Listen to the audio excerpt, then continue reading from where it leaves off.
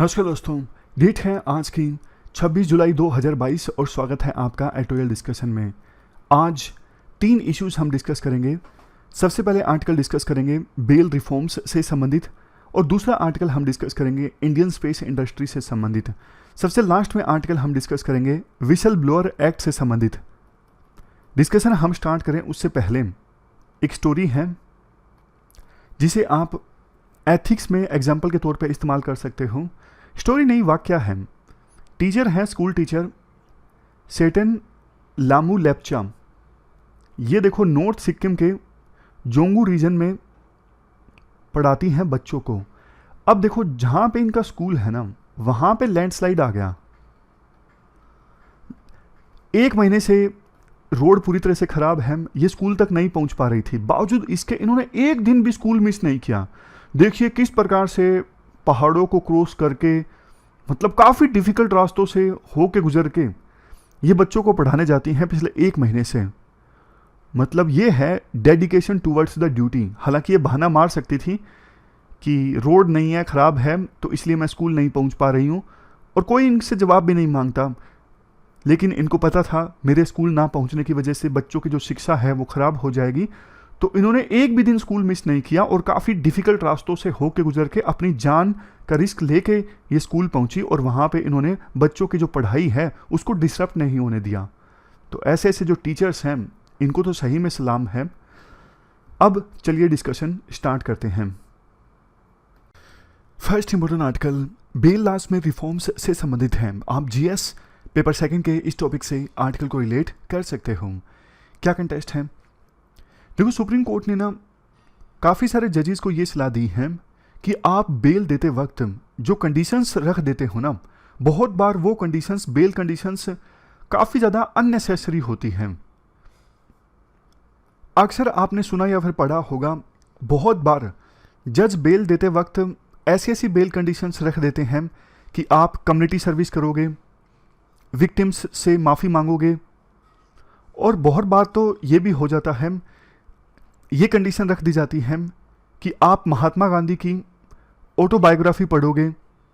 2020 में तो हद ही हो गई। मध्य प्रदेश हाईकोर्ट ने एक मैन को ऑर्डर दिया जिसके ऊपर आरोप था महिला को मोलेस्ट करने का, कि वो महिला विक्टिम के घर जाएगा और राखी बंधवाएगा।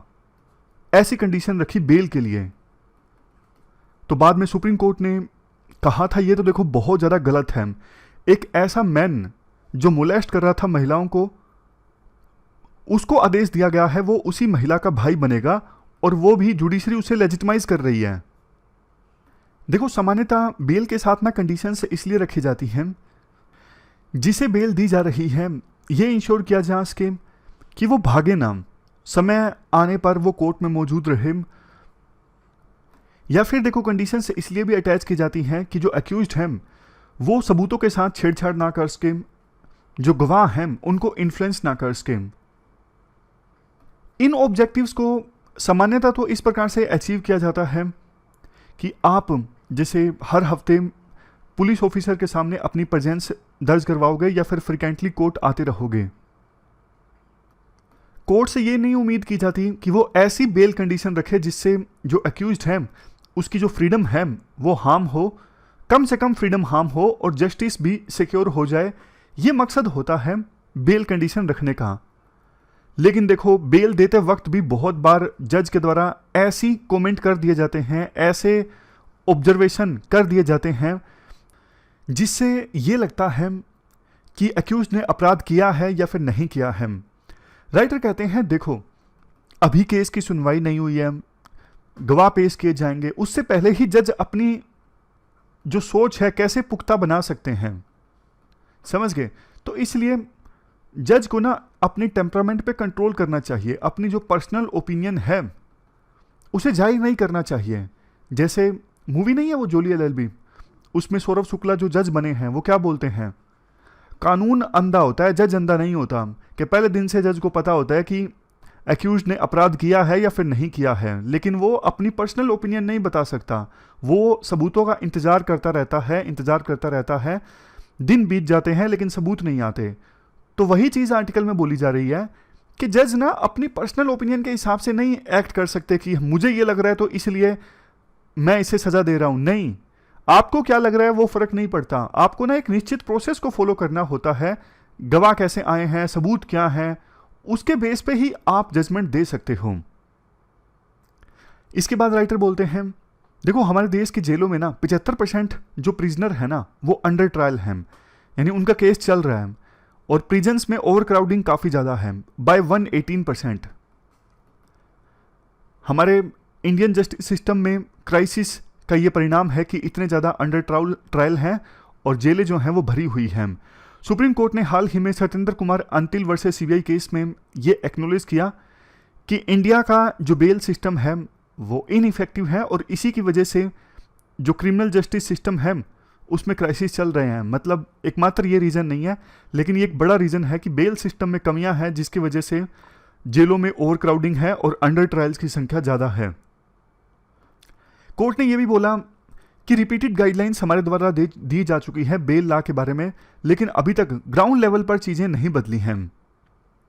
कोर्ट ने कॉम्प्रिहेंसिव गाइडलाइंस प्रोवाइड की बेल लॉ से संबंधित, जैसे एक निश्चित टाइमलाइन के अंदर बेल एप्लीकेशंस को डिस्पोज किया जाए।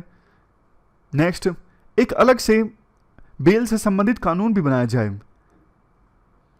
आमतौर पे देखो एक जो फेमस प्रिंसिपल है ना, जब तक कि ये साबित ना हो जाए कि एक्यूज ने अपराध किया है, वो वास्तव में अपराधी है, तब तक उसे इनोसेंट माना जाए। लेकिन इवन जज भी बहुत बार इस प्रिंसिपल को इग्नोर कर देते हैं। होना तो ये चाहिए bail not jail should be no, मतलब जेल तो रेयर कंडीशंस में होनी चाहिए, लेकिन होता ये है बेल रेयर कंडीशंस में मिलती है। आमतौर पर जज जो हैं बिना दिमाग लगाए, बिना रैशनैलिटी का इस्तेमाल किए जेल भेज देते हैं एक्यूज्ड को। इसके बाद राइटर बोलते हैं, अभी देखो हमारे देश में जो बेल लॉज है ना वो एंटी पुअर है, क्योंकि कंडीशंस ऐसी अटैच कर दी जाती हैं बेल के साथ में कि उनका बेल मिल पाना बहुत ज़्यादा मुश्किल होता है। हमारे देश में बेल कानून तो देखो ये मान के चलते हैं कॉलोनियल इरा की तरह कि हर कोई प्रॉपर्टी वाला है, हर किसी पर्सन के सोशल कनेक्शंस हैं, इसीलिए तो ऐसी ऐसी कंडीशंस लगा दी जाती है, जैसे 10 लाख के मुचलके पे रिहा किया जाता है, और श्योरिटी भी देनी पड़ती है लोकल लोगों की, लोकल कुछ एक दो लोगों की श्योरिटी देनी पड़ती है कि आप भागेंगे नहीं, इनकी श्योरिटी है। बाद में अगर एक्यूज्ड भाग जाता है बेल मिलने के बाद, तो कोर्ट उनसे सवाल पूछती है जिन्होंने श्योरिटी दी थी उस पर्सन की।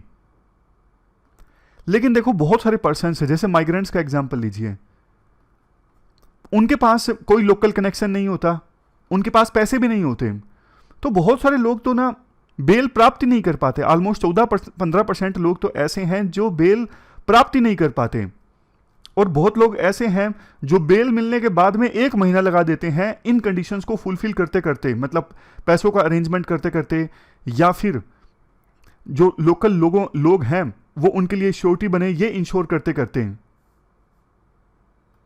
इसके बाद कुछ डेटा रखा जाता है फेयर ट्रायल प्रोग्राम का। इन्होंने ना सर्वे किया था महाराष्ट्र की यरवदा और नागपुर जेल में। सर्वे में यह पाया गया 2313 जो अंडर ट्रायल्स हैं ना, उनमें से 18.50% तो माइग्रेंट्स हैं। 93.4% प्रिजनर ऐसे थे जिनके पास कोई एसेट नहीं थी। इवन देखो 62.22% प्रिजनर ऐसे थे जिनका फैमिली के साथ में कोई भी कॉन्टैक्ट नहीं था, और 10% की हिस्ट्री थी, पहले भी उनको जेल हो चुकी थी। जाहिर तौर पर देखो जैसी बेल कंडीशंस अटैच कर दी जाती हैं बहुत बार बेल के साथ में, इनमें से बहुत सारे प्रिजनर ऐसे होंगे जो उन बेल कंडीशंस को फुलफिल नहीं कर सकेंगे और जरूरत से ज़्यादा समय जेल में बिता देंगे। देखो वैसे तो बेल देना कोर्ट के डिस्क्रिशन पर डिपेंड करता है, लेकिन ऐसा नहीं कि जज अपनी विम्स एंड फैंसीज के हिसाब से, मतलब जब चाहे मन किया बेल दे दिया, जब चाहे नहीं दिया, ऐसा नहीं कर सकता जज। सुप्रीम कोर्ट ने बाकायदा प्रिंसिपल्स को ले डाउन किया है कि जज बेल देते वक्त जब अपनी डिस्क्रिशन को फॉलो करे ना, तो इन प्रिंसिपल्स को जरूर ध्यान में रखें। बहुत कुछ देखना होता है जज को, जैसे जो अपराध है उसकी ग्रेविटी कैसी है, मतलब कितना जघन्य अपराध है, एक्यूज्ड का करैक्टर कैसा है, क्या पहला अपराध है या फिर बार बार अपराध किया है उसने पहले भी, क्या संभावना है कि एक्यूज्ड बेल मिलने के बाद भाग जाएगा या फिर एविडेंस के साथ खिलवाड़ कर सकता है।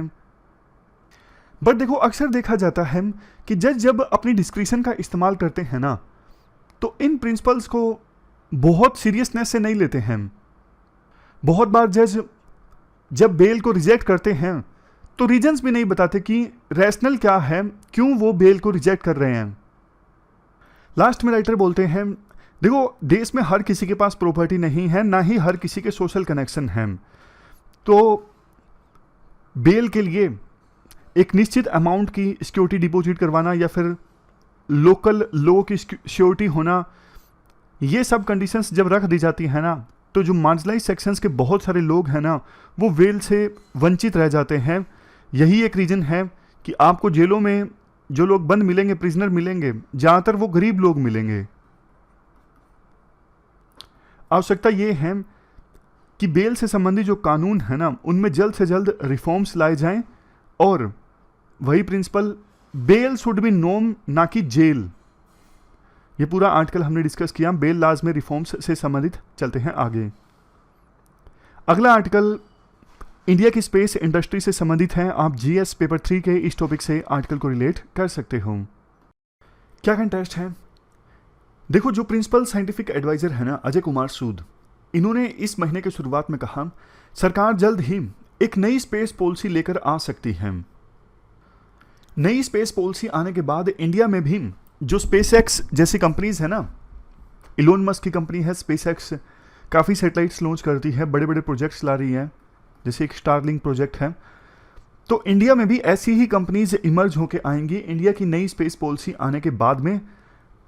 प्रिंसिपल साइंटिफिक एडवाइजर ने यह भी कहा कि फाइनल ड्राफ्ट तैयार है, जल्द ही इसे इंपावर्ड टेक्नोलॉजी ग्रुप के पास भेजा जाएगा फर्दर एग्जामिनेशन के लिए। देखो, ये चीज़ सरकार की नई स्पेस पॉलिसी लेके आना, ये इसलिए भी ज़रूरी है, आपको पता है आज के समय में स्पेस सेक्टर का ना बहुत बड़ा रोल है। चाहे क्लाइमेट चेंज से लड़ना हो, वेदर को फोरकास्ट करना हो, डिजास्टर्स के लिए पहले वार्निंग देनी हो, कनेक्टिविटी को इन्हेंस करना हो। सोच के देखिए, आज भी देश के कितने ऐसे रूरल एरियाज़ हैं जहाँ पे इंटरनेट व्यवस्था या तो है नहीं, और है तो बहुत ज़्यादा स्लो है। तो सैटेलाइट्स के माध्यम से, जैसा कि स्पेसएक्स कंपनी अपने स्टारलिंक प्रोजेक्ट के माध्यम से इंटरनेट सर्विसेज प्रोवाइड कर रही है, वैसे ही इंडिया की भी कोई कंपनी मान लीजिए ऐसा ही काम करती है, तो देश के कोने कोने में जो इंटरनेट की फैसिलिटीज़ हैं वो प्रोवाइड की जा सकती हैं। अभी देखो, देश में जितने भी कंपनीज हैं ना, वो स्पेस सैटेलाइट्स को लॉन्च करने से संबंधित इक्विपमेंट्स को मैन्युफैक्चर करती हैं या फिर सर्विसेज प्रोवाइड करती हैं। बट ऐसी कोई कंपनी अभी हमारे देश में नहीं है जिसने अपने आप से सैटेलाइट को लॉन्च कर दिया हो। समझ गए? और ये एक ऐसी मार्केट है स्पेस की जिसका पोटेंशियल देखो काफ़ी ज़्यादा है। अभी पूरे वर्ल्ड में सबसे ज़्यादा स्पेस कंपनीज जहाँ यूएसए में हैं 56.4%, दूसरा नंबर यूके का 6.5%, तीसरा कनाडा का, चौथा चाइना का, पांचवा जर्मनी का, और छठे नंबर पे 3.6% वर्ल्ड की जो स्पेस टेक कंपनीज है ना, वो इंडिया में हैं। इंडिया की स्पेस इंडस्ट्री की वैल्यूएशन 2019 में कितनी थी? $7 बिलियन से।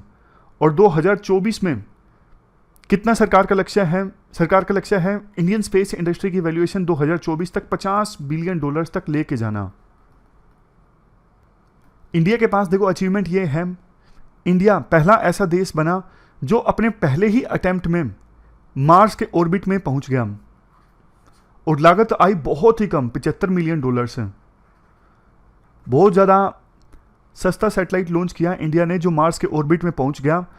और अगर वेस्टर्न कंट्रीज उस सैटेलाइट को लॉन्च करते तो उनका खर्चा काफ़ी ज़्यादा आता। तो मतलब काबिलियत तो है इंडिया में स्पेस सेक्टर से संबंधित। अभी देखो, बहुत सारे स्पेस स्टार्टअप्स हैं इंडिया के जो डेब्रीज को मैनेजमेंट में लगे हुए हैं, मतलब उनका प्रोजेक्ट चल रहा है डेब्रीज मैनेजमेंट से संबंधित। डेब्रीज मतलब जैसे देखो, बहुत से सैटेलाइट्स स्पेस में लॉन्च किए जाते हैं, अपना कार्यकाल पूरा होने के बाद में उनमें टीयर एंड वियर हो जाता है, टूट फूट जाते हैं, फंक्शन नहीं करते, तो फिर वो स्पेस में ऑर्बिट में ना घूमते रहते हैं अर्थ के चारों ओर। लेकिन वो सैटेलाइट्स जो फंक्शनल हैं उनको ये सैटेलाइट्स नुकसान पहुंचा सकते हैं, इसलिए पुराने सैटेलाइट्स के डेब्रीज को, कचरे को रिमूव करना जरूरी है।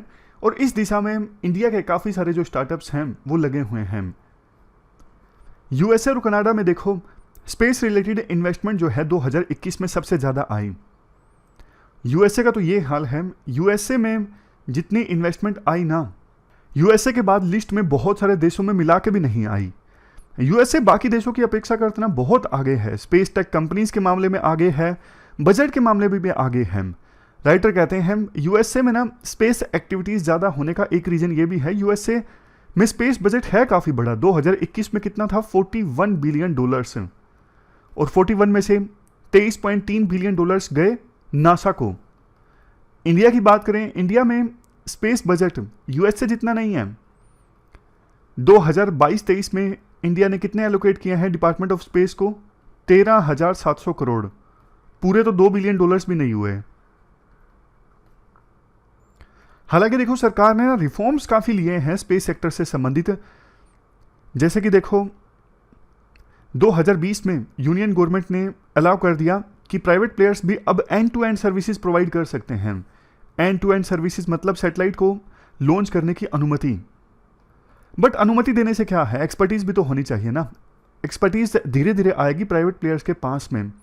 इसके लिए सरकार ने एक नई एजेंसी सेटअप की, Indian national space promotion and authorisation centre, in space. इसको काम दिया गया था कि आप प्राइवेट प्लेयर्स को एम्पावर करो, उन्हें लाइसेंस दो, ऑथराइज करो, प्रमोट करो, ताकि वो ज़्यादा से ज़्यादा स्पेस एक्टिविटीज़ को कैरी आउट करें। तो ये इन स्पेस जो है ये रेगुलेटरी और ओवरसाइट बॉडी है, मतलब देख रेख करने के लिए बॉडी है। ये किस चीज़ के लिए रिस्पॉन्सिबल है, ये मैकेनिज्म्स नए नए बनाती है ताकि जो प्राइवेट प्लेयर्स हैं ना, नॉन गवर्नमेंट प्राइवेट एंटिटीज़ जो हैं, उनके साथ में टेक्नोलॉजी शेयर की जा सके, उनके साथ में एक्सपर्टीज शेयर की जा सके, इसरो की बहुत सारी फैसिलिटीज उन्हें फ्री ऑफ कॉस्ट प्रोवाइड की जा सके। इस दिशा में काम करती है ये एजेंसी इन स्पेस। एक और बॉडी भी है वैसे, न्यू स्पेस इंडिया लिमिटेड।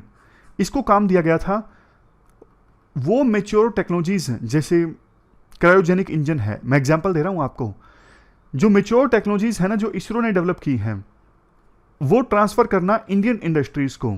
ये काम है न्यू स्पेस इंडिया लिमिटेड का, NSIL का। ये सभी देखो मिनिस्ट्री ऑफ डिफेंस के अंतर्गत काम करती हैं।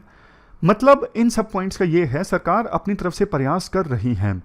देखो लॉन्ग टर्म में अगर प्राइवेट सेक्टर हमारे देश में स्पेस में एंटर करता है ना, इसके बहुत सारे फायदे होंगे, लेकिन आसान नहीं है, क्योंकि ना स्पेस संबंधित एक्टिविटीज़ को कैरी आउट करने के लिए ना हैवी इन्वेस्टमेंट चाहिए होती है, एक्सपर्टीज चाहिए होती है।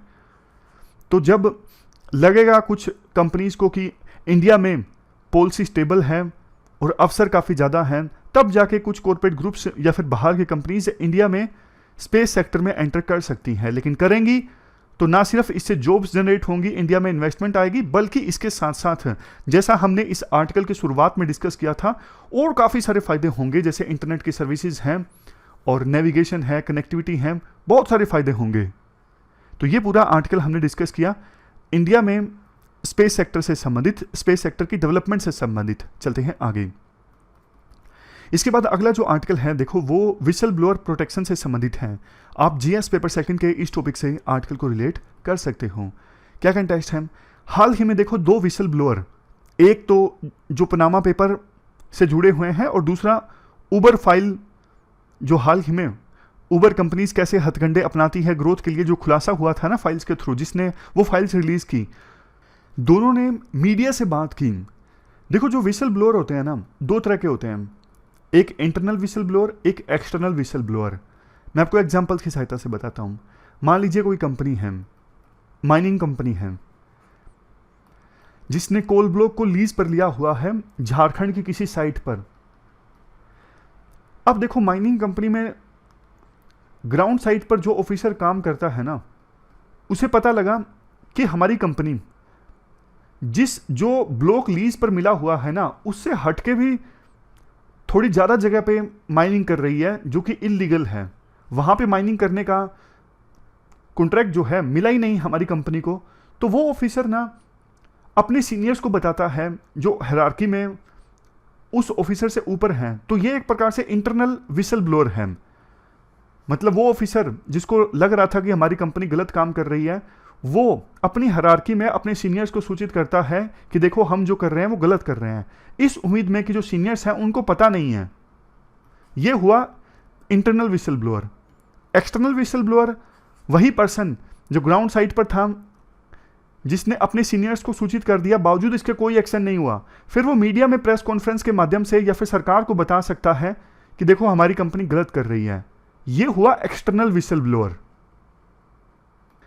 देखो जाहिर तौर पर वो पर्सन जो विसल ब्लो करता है, वैसे तो रीजन कुछ भी हो सकते हैं, लेकिन मेन रीजंस तो यही होते हैं कि वो पर्सन इंटीग्रिटी वाला होता है, मोरली अपराइट होता है, वो नहीं देख सकता कि गलत काम चल रहा है, उसे पता है कि और ज़्यादा जगह पे माइनिंग हो रही है, मतलब सरकार का नुकसान हो रहा है, मतलब जनता का नुकसान हो रहा है। तो गुड रीजंस की वजह से, पब्लिक गुड की वजह से वो पर्सन विसल ब्लो करता है। तो देखो ऐसा पर्सन जो इतना ज़्यादा रिस्क लेता है, क्योंकि उसको अपनी जॉब जाने का खतरा है, उसको ये भी खतरा है कंपनी को नुकसान होगा, उसको अपनी जान का भी खतरा है, हर तरह के खतरे से गुजर के वो जब विसल ब्लो करता है तो उसकी प्रोटेक्शन करना तो जरूरी है ना उस पर्सन की। लेकिन बात करें देश में अभी क्या प्रोविजंस हैं ऐसे लोगों की प्रोटेक्शन से संबंधित। देखो 2004 में सरकार ने ना public interest disclosure and protection of informers ये इंट्रोड्यूस किया था। ये देखो एक रेजोल्यूशन है, इसके तहत एक प्रोविजन किया गया था, सीवीसी यानी सेंट्रल विजिलेंस कमीशन को डेजिग्नेट किया गया था एज एजेंसी। जो भी विसल ब्लोअर संबंधित कंप्लेन आती है ना, सीवीसी हैंडल करता है, बाद में सीवीसी किसी दूसरी एजेंसी को वो ट्रांसफ़र कर देता है, नाम छुपा लेता है। याद कीजिए वो सत्येंद्र दुबे वाला केस हमने डिस्कस किया था ना। सत्येंद्र दुबे जो नेशनल हाईवे अथॉरिटी में काम कर रहे थे, उन्हें पता लगा करप्शन हो रहा है गोल्डन क्वाड्रिलेटरल प्रोजेक्ट में, तो उन्होंने खत लिखा पीएमओ के पास में, वो गया सीवीसी के पास में, सीवीसी ने ना नाम नहीं छुपाया था उनका। ये 2003 की घटना है और बाद में सरकार ने प्रोविजन किया था कि सीवीसी नाम छुपा लेगी। तो नाम नहीं छुपाया था तो सबको पता लग गया कि कंप्लेंट किसने भेजी है, बाद में उनकी हत्या कर दी गई थी, काफ़ी हंगामा हुआ था। तो उसी के बाद 2004 में फिर सरकार ये public interest disclosure and protection of informer resolution लेके आई थी। सीवीसी के पास जो भी कंप्लेंट जाएगी सीवीसी दूसरी एजेंसी को ट्रांसफ़र करेगी, लेकिन नाम नहीं जाएगा, विसल ब्लोअर का जो नाम है वो काट दिया जाएगा, छुपा दिया जाएगा। इसके बाद देखो India UN convention against corruption का सिग्नेटरी बन गया 2005 में। कन्वेंशन जो है किसकी बात करती है, पब्लिक या फिर प्राइवेट एंटिटीज़ में जो भी करप्शन किया जाता है उसको रिपोर्ट करने से संबंधित प्रोविजंस हैं इस कन्वेंशन में। और जो विसल ब्लोअर या फिर स्पेक्टेटर उस करप्शन को रिपोर्ट करते हैं वो किसी प्रकार का रिटालिएशन फेस ना करें, ये इंश्योर करने से संबंधित हैं। नेक्स्ट देखो सेबी यानी securities and exchange board of India, ये भी देखो प्रोविज़न करता है हर एक कंपनी जो सेबी के एक्ट में रजिस्टर्ड है उसकी एक विसल ब्लोअर पॉलिसी होनी चाहिए। और कंपनी ये भी प्रयास करेगी कि हर एक एम्प्लॉय उस पॉलिसी के बारे में अवेयर हो। दिसंबर 2019 के बाद से सेबी ने एक रिवॉर्ड मैकेनिज्म भी डिक्लेयर किया है कि अगर कोई इन्फॉर्मेंट कंपनी के अंदर का आदमी या औरत बताता है कि देखो कंपनी के अंदर इनसाइड ट्रेडिंग हुई है। इनसाइडर ट्रेडिंग समझते हो ना, जैसे देखो मान लीजिए कोई कंपनी है, उसका प्रॉफिट अनाउंस होने वाला है पब्लिक में। अब ना पता है प्रॉफिट अनाउंस होने के बाद में या तो उस कंपनी के शेयर ऊपर जाएंगे या नीचे जाएंगे, अगर प्रॉफिट अनएक्सपेक्टेड है तो बहुत बार ऐसा होता है कंपनी के अंदर के ही लोग जो है ना पहले से शेयर परचेज कर लेते हैं या फिर बेच देते हैं मुनाफा कमाने के लिए। यही होती है इनसाइडर ट्रेडिंग। कंपनी के लोग अंदर के जिनको इन्फॉर्मेशन होती है ना कंपनी के डिसीजंस के बारे में, वो लोग डायरेक्टली या इनडायरेक्टली शेयर मार्केट में ट्रेडिंग नहीं कर सकते। इसके बाद देखो 2014 में विसल ब्लोअर प्रोटेक्शन एक्ट भी आया। एक्ट का मकसद ये है जो लोग विसल ब्लो करते हैं उनकी प्रोटेक्शन इंश्योर करना। एक्ट में ये प्रोविजन किया गया है हर एक कंप्लेनेंट को यानी शिकायतकर्ता को अपनी आइडेंटिटी जरूर बतानी होगी शिकायत करते वक्त, लेकिन विजिलेंस कमीशन आइडेंटिटी डिस्क्लोज नहीं करेगा शिकायतकर्ता की। एक्ट पिनलाइज करता है किसी भी पर्सन को जिसने अपनी आइडेंटिटी को डिस्क्लोज नहीं किया है। 2014 में ये एक्ट आया था, बट देखो अभी भी इसको ऑपरेशनलाइज करने के लिए रूल्स सरकार ने नहीं जारी किए हैं। अगले ही साल 2015 में इस एक्ट को डाइल्यूट करने के लिए सरकार बिल लेके आई थी, लेकिन वो बिल लैप्स कर गया 2019 में। क्वेश्चन उठता है इस एक्ट को मजबूत करने की आवश्यकता क्यों है। एक तो देखो जितना मजबूत ये एक्ट होगा उतनी ही ट्रांसपेरेंसी एंड अकाउंटेबिलिटी आएगी, मतलब कि और ज़्यादा लोग विसल ब्लो करने के लिए आगे आएंगे। नेक्स्ट चीज, इससे सिटीजन्स के राइट प्रोटेक्ट होंगे, क्योंकि देखो अगर विसल ब्लो होगी, करप्शन बाहर आएगा तो किसको फायदा होगा? जनता को तो फायदा होगा ना। जैसे यूएस में एडवर्ड स्नोडेन, इनको पास कॉन्फिडेंस था कि मैं इतना बड़ा खुलासा करने जा रहा हूं सरकार के अगेंस्ट, तभी तो उन्होंने ये इतना बड़ा खुलासा किया ना। हालांकि उसके बाद तो उन्हें जेल में डाल दिया गया, शायद नेशनल सिक्योरिटी के नाम पे डाला था ना। खैर आगे चलते हैं।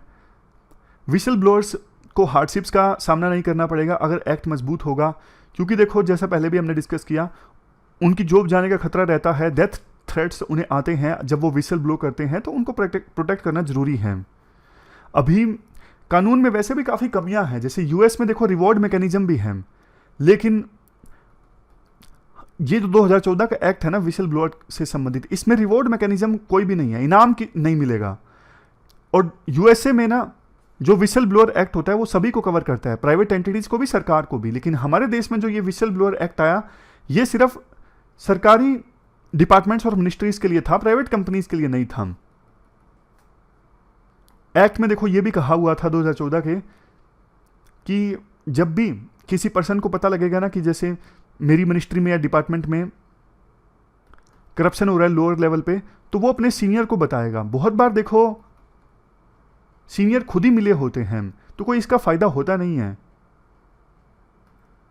और जो ये प्रोविजन किया है ना एनोनिमस कंप्लेंट का, कि आपको आइडेंटिटी जरूर बतानी होगी, एनोनिमस कंप्लेंट आप नहीं कर सकते, इससे भी खतरा जो है वो और ज्यादा बढ़ जाता है शिकायतकर्ता को।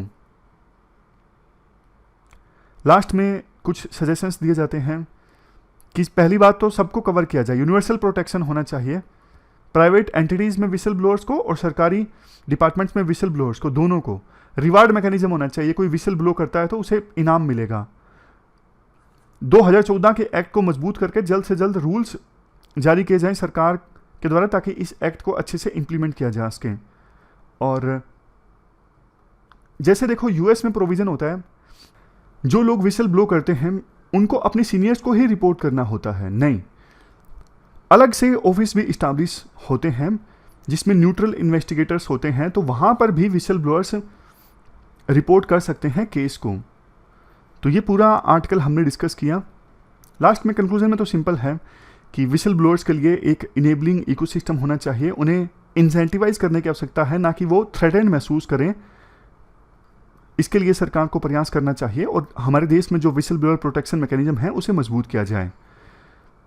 इसका फ़ायदा ये होगा, देश में पब्लिक इंस्टीट्यूशंस में ट्रांसपेरेंसी आएगी और अकाउंटेबिलिटी ज़्यादा होगी। तो ये पूरा आर्टिकल हमने डिस्कस किया।